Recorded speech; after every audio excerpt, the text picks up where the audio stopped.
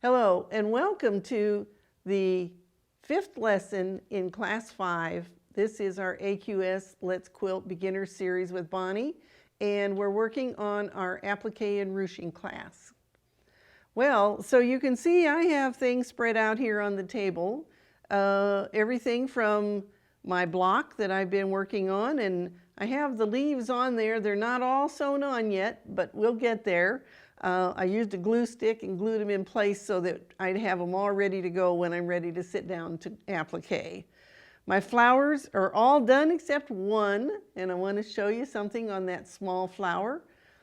We will be working on adding the borders to our quilt after we get it trimmed down. But I want to show you a couple things on the quilt here on the wall.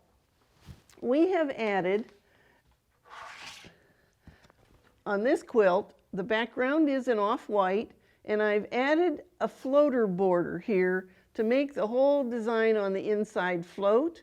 It also gives me room to put the shark's teeth on the edge. So today we're going to be working on adding that border and putting the shark's teeth on the edge of our quilt. And I cut this one 2 inches, and so I'm going to put a 2-inch border on the quilt that I'm making. You can see here I've done 4 blocks, and these blocks were cut 17.5 inches. Because I'm only doing 1 block, and I'm going to put the shark's teeth and borders on the edge, I made mine 18.5 inches just to give a little extra room for some quilting, some pretty quilting that we're going to do around the applique. So we have 3 pages in our handout today. It's the shark's teeth border class. And first thing we're going to do is trim our quilt. Now I can tell you how I did it, because this is kind of an asymmetrical design on this block.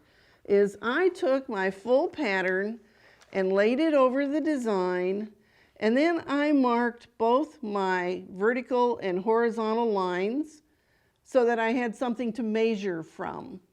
So once I had that, and I used the Frixion pen because then I knew I could iron that off and it wouldn't be permanent. So I drew the lines on, and because I wanted to make mine 18.5 inches wide, I could measure off of that line 9.25 inches to this side, and on both sides of those lines to be able to trim my block down. To me, that seemed like the easiest way to do it. It isn't as easy as just folding your fabric in half, because you'll find that your applique will pull that fabric up just a little bit in some places. And that's a pretty easy way for us to be able to trim it down. If you're making all 4 blocks, I think you want to go by the directions that we have in the handout, and that is trim your blocks to 17.5 inches. And then you'll sew the 2 top ones together, the 2 bottom ones together, and then the center seam. Before we begin working on our borders, we're going to take just a short message from our sponsors, and when we come back, we're going to determine the size to cut our borders and do some miter borders. Whether you're doing applique by hand or by machine, couching or ruching, YLI has the products to support your creativity. For needle turn applique, choose YLI Silk 100. It's so fine it just disappears into the fabric, and nothing feels like silk. Ask your local independent quilt shop or check out our website at ylicorp.com. Tracy's Tables has all of your custom sewing table needs. Visit tracystables.com to see the complete line of unique tables, carts, and shelves. And all of Tracy's tables are made in the USA. Okay, so let's talk about what fabric we want to use for our borders. Now, because I'm only doing 1 block, and I didn't have any more of my background fabric to make a floater border, I decided I was going to have to use something that was slightly different.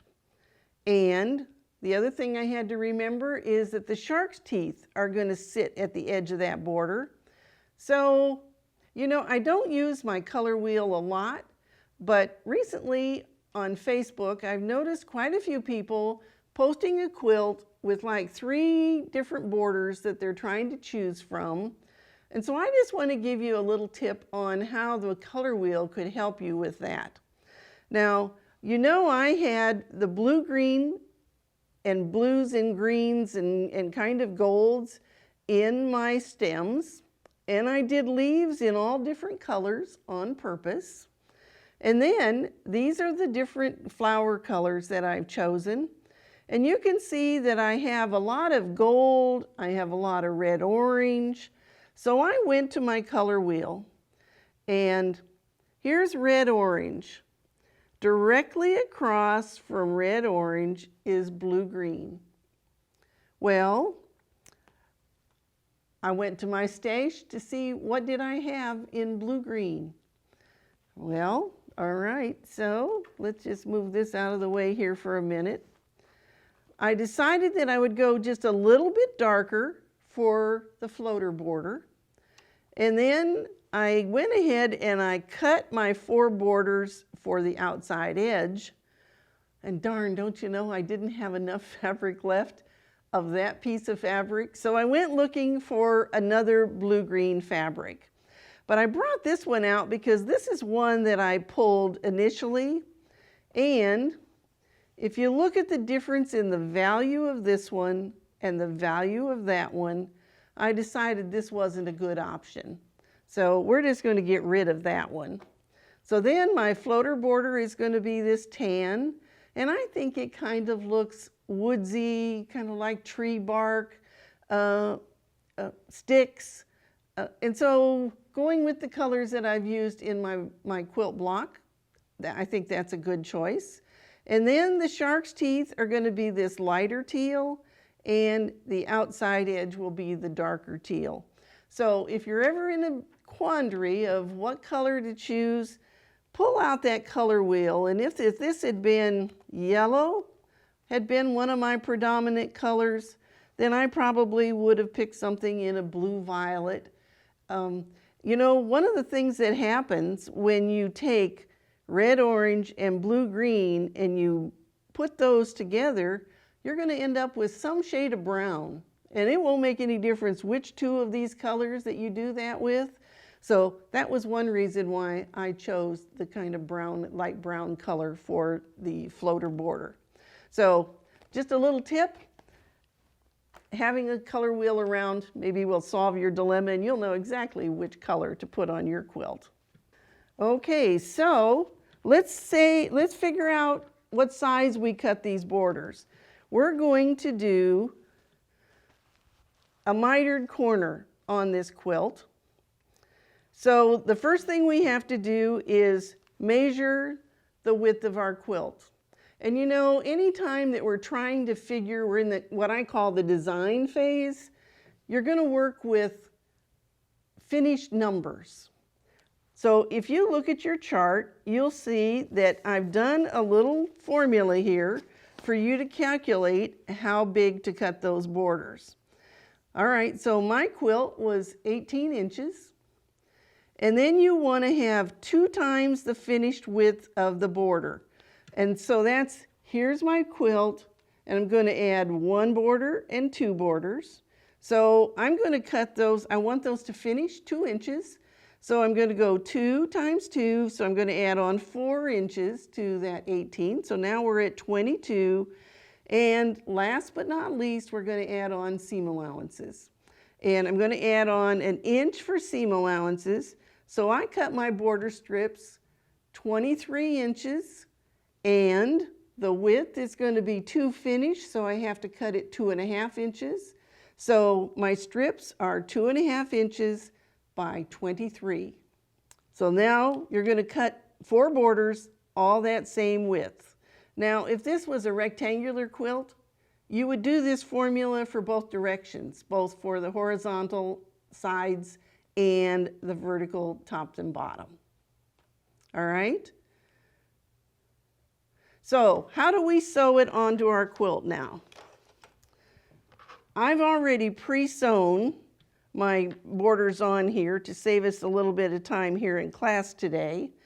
But the first thing you'll do is you'll fold your quilt in half and put a pin, and you're going to fold your border in half and put a pin. Then you will, we want to sew from the quilt side because you want to mark 1/4 of an inch from this end and 1/4 of an inch from this end. And you can see here that I used this pen and I marked my 1/4 of an inch mark. That's because when we sew the borders on, we're going to sew from that 1/4 inch mark all along the edge until we get to the next 1/4 inch mark. We don't want to sew that seam allowance into the border just yet. All right, after we do that, we have to mark our borders. Actually, I'm going to pull these pins out so that I can show you exactly how the marking is done. Do you know, I know that you will find in many books that it tells you to measure off the outside cut edge. But if you have not taken an exact 1/4 of an inch seam allowance when you sewed the border on there, it's not going to come out with an accurate miter in your corner. So I want to show you how I make that mark. And that is, I'm going to take my 45-degree line and I'm going to lay it so that it starts where my stitching stopped. And I'm going to lay that 45-degree line on my seam line. So when I do that, now I'm going to take again this Frixion pen that'll iron off, and I can mark my line. Okay, so we've done one side. Let's flip these 2 pieces of fabric around. And now you're going to have to take your ruler and flip it upside down, because that 45-degree line this time, you see the back of my ruler is up because I have to be able to go in the same direction from the center out to the corner to draw my line. So again, I'm going to align the 45-degree angle on my seam line. I'm going to position it right where my stitching stopped. And now I can take my pen and I can draw my line in there. And you'll do that on all 4 corners. Okay? Once you have that part done, now we just have to sew that miter together. And the easiest way to do that is to put your borders together and grab so that you're making your 45-degree angle with your quilt. All right, now if you've watched any of my other programs where I used a positioning pin, that's what we're going to do with this border. So I'm going to take my pin and I'm going to put it through on the line on this side. And we're going to turn, oh my goodness, you can't even believe, I have to tell you, usually the first pin does not happen that you get it exactly correct. So that's my positioning pin. Then I will take, and if you haven't used a positioning pin before, I learned early on when I was doing hand piecing that if you take this pin and you twist it and put it through again, it's going to move that bottom fabric ever so slightly so that your lines won't match up. So I'm going to hold the positioning pin with my fingers, and I'm going to come back with another pin and pin it in place. All right, so now I can take that positioning pin out of there, and I'm going to come up here again and put it in on this side. 2 out of 2, we're doing really well today. And I'll take another pin and pin it in place. And we'll do it one more time. Clear out here at the end. Wow, we're living right today because all 3 of those pins went through there perfectly. Believe me, usually the first one and the second one, you'll have to do a slight adjustment on the bottom one. And well, let me just show you what you have to do if it doesn't line up. Is I take and pick up this fabric and I put my thumb right where I want that to come up. I'm going to just take my needle or my pin down, and I'm just going to bring it back and put it on the line. And so now I can continue on and put the other pin in.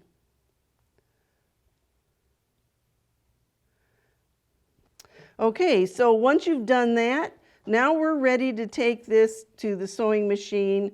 One other thing that I'm going to do here, and that is my seam allowances are pressed out, and I just want to make sure that those seam allowances stay out of my way as I'm sewing. So I'm going to put a pin through right there to hold those in position. Now, when we take this to the sewing machine, we're going to start right where the stitching stopped, and we're going to sew on our line to the corner. So let's take a short word from our sponsors, and I'll get this at the machine, and then we'll do that. I'm Amanda Murphy, and I'm a quilt and pattern designer. The Bernina Q16 is quilting magic. One of the hallmarks of a great quilting experience is when you lose yourself in your work.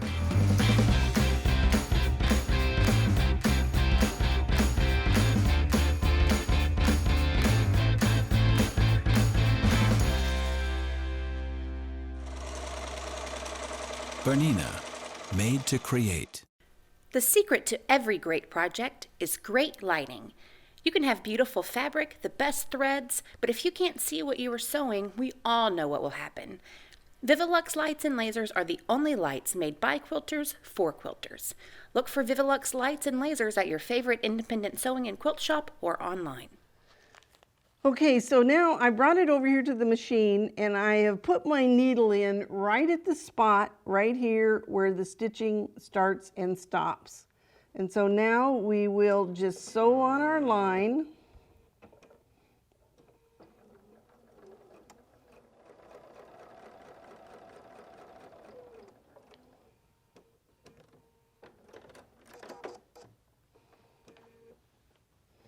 Okay, now the temptation might be to want to just go ahead and trim that off.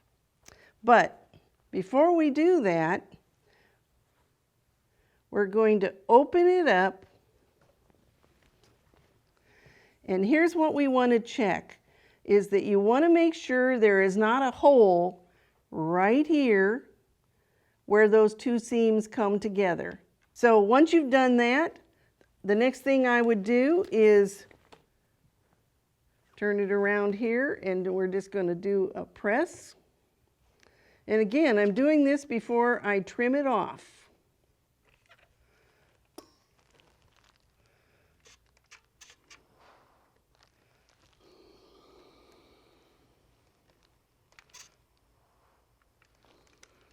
Okay, so now we can come back and we can trim. And I just brought me over a little ruler here so that we could do that. We just want to make sure that we have 1/4 of an inch from our seam line.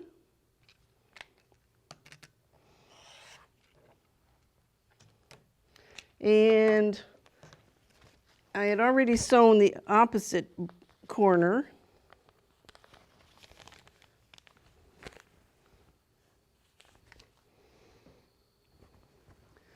And so we're going to trim it as well.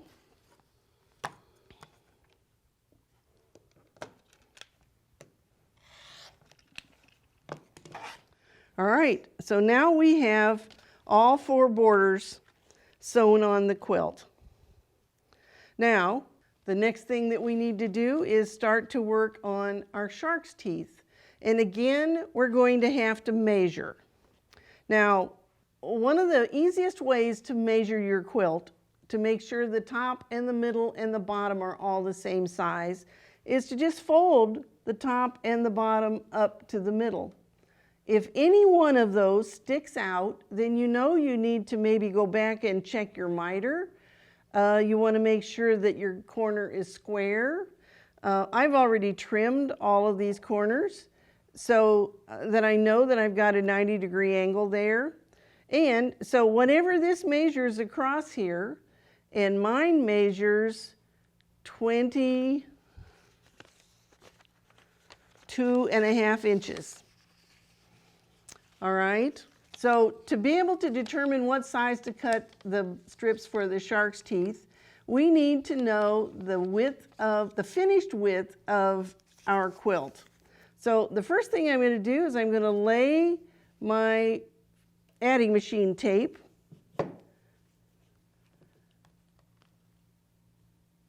across my quilt. I'm going to just make a little mark. I'm going to cut this adding machine tape the unfinished width. Still has the seam allowances on it. And I find the easiest way, rather than taking a pair of scissors and trying to cut this, is I'm going to line up a ruler line along the edge of my adding machine tape, and I'm going to find my mark, and I'm just going to rip it. All right, now, so I told you, right now this is the unfinished width. It still has the seam allowances on it. So I want to work, when I'm designing this border, in finished width. So I'm going to take the seam allowances off, and so I'm going to just take a 1/2 inch. And that would be the same as if I took a 1/4 inch off of this end and a 1/4 inch off of that end, because that's all we need to do. And again, I'm just going to rip it, and there goes the seam allowances. All right, this is a method that you can use to determine what size to make blocks to fit any quilt that you're making. We're going to make shark's teeth today, but it could be I wanted to put a piece block along the edge. This will help you divide it evenly, and there's no math involved. So the first thing we're going to do is we're going to fold it in half lengthwise. And now I'm only ever going to be using 2 layers at a time so that I can make it as accurate as I possibly can.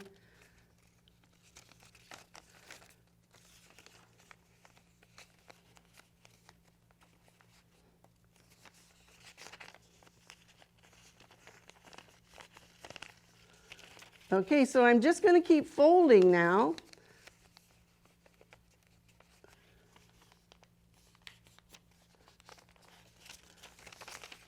And then sometimes you'll have an innie and an outie. I like to turn that around so that I can put my thumb right in that crease.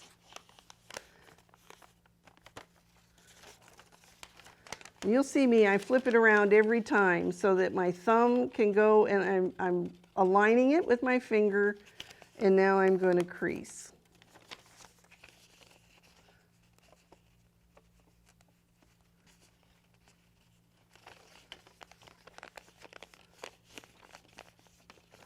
Now I'm going to make slightly smaller shark's teeth on the one that I'm doing because it's a smaller quilt.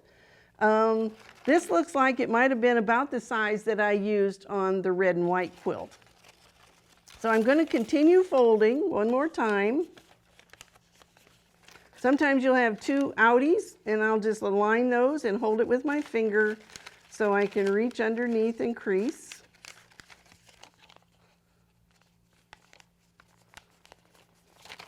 Okay, so now to make our shark's teeth, we really just need one measurement. We need the measurement from one fold to the other fold. And so this is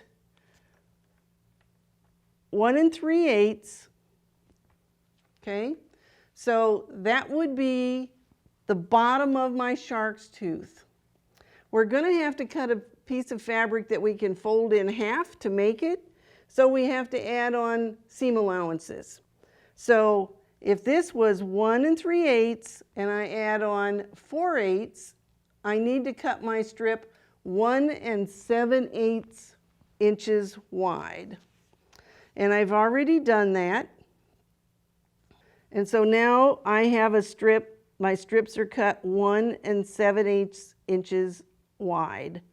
How long do you cut it? You're going to cut it exactly the length of your piece of freezer paper. All right? That's step one. Once you know how wide to cut your strips, you're going to cut 4 of those, and you're going to press them in half lengthwise. Now, the next step, and I've already done this just to save us some time so you don't have to see me sit here and watch me sew, but I have basted this strip along my edge, and it should start 1/4 of an inch in, and it should stop 1/4 of an inch in on the edge. I've basted it, and what I did was I increased my stitch length to 3.5. It was at 2.5. You could make it 4 if you wanted to. Really, it's just a basting stitch to hold it on there so that we can do the next step. All right, now, you saw me fold this whole piece of paper, but we really only needed 1 dimension off of it, didn't we? Well, I'm going to come back in here and I'm just going to recrease this so that my creases are good and strong, because we're going to use this as our template to make the shark's teeth.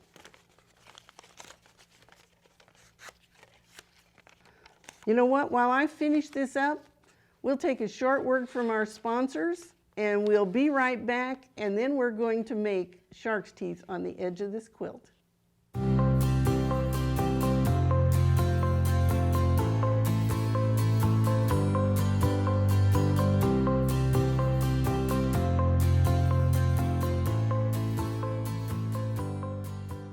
Nine Patch Fabrics has a wide variety of fabric, patterns, and notions.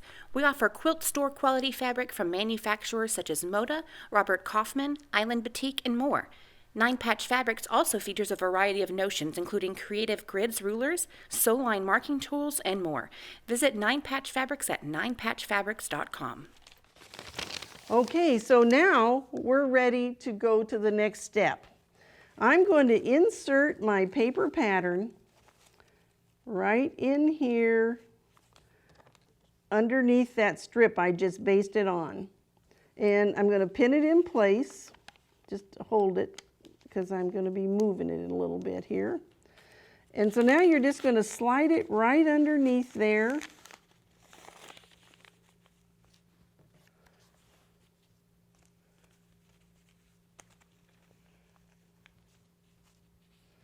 And I'm going to pin it in place at the other end.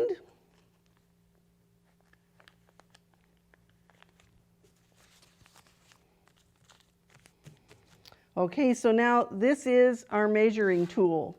If you have one of these little rulers, you'll find it makes it real easy. But every place that we have a fold, we're going to mark on our strip. So now we're ready to mark the place where we're going to cut this strip to make the shark's teeth. So I'm going to take my ruler and I'm going to lay it on each of those lines, and I'm going to mark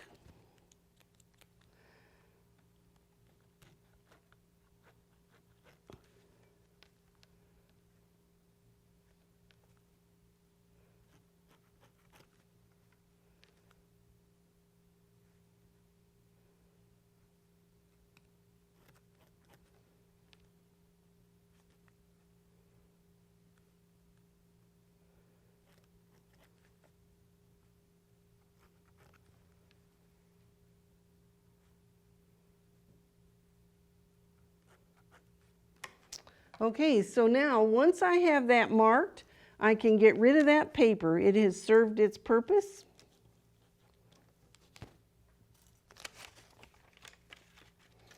All right, so now let's just flip this around here so I can do some cutting. Because we're going to cut on each of these lines, not quite to my basting stitch.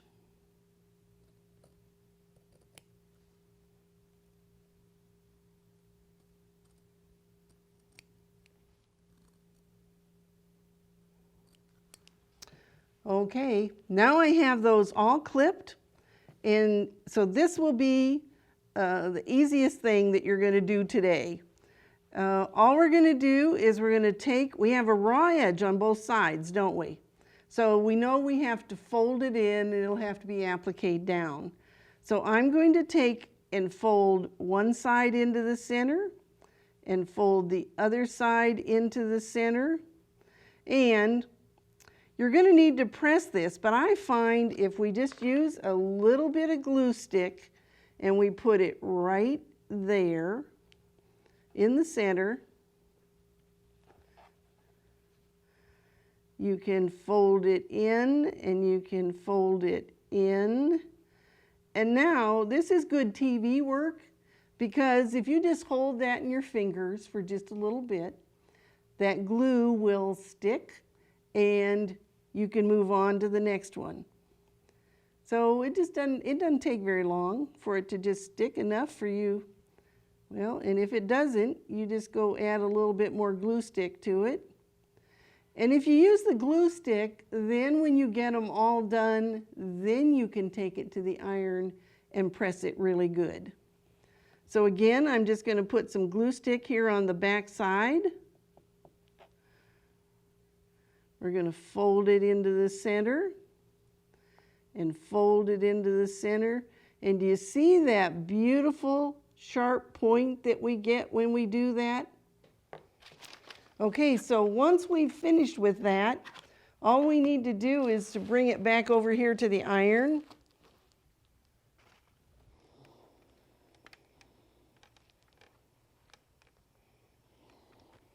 So now I'm just going to steam that in place.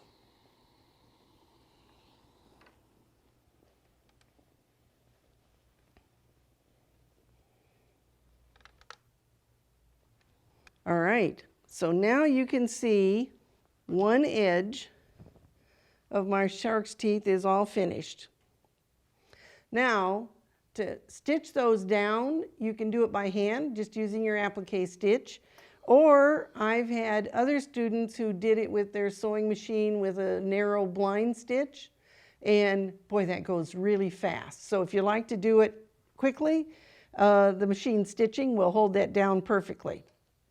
But now there's something that happens, and that is that when you bring these two shark's teeth together in the corner, if I had both of these done, I can tell you that it never looks really pretty right here in the corner. So let me show you how I fix that on the red and white one. Okay, I want to show you on this quilt what I did is I actually came and I cut off the last one there, and I cut off the last one there, and I took a square of fabric and laid it in and laid it so that it matched right here in the dip, this dip and that dip, and then I sewed it in. So nobody's going to know that you had two shark's teeth that didn't match up very well. This is going to solve that issue. And so let me show you how we do that. Is I'm going to take my scissors and actually cut right across that last shark's tooth.